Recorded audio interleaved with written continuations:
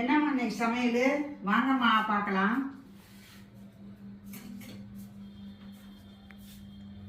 சுட சுட சாதம், வடை போட்ட மோர் குழம்பு, புதினா வடை போட்ட மோர் குழம்பு. இது அம்மா செஞ்சு பாருங்க எப்படி இருக்கு. மோர் குழம்புல போட்டிருக்கு. இந்த வடையை ரசத்துலையுமே போடலாம். பீன்ஸு துவரம்பருப்பு போட்ட தேங்காய் பொரியல்.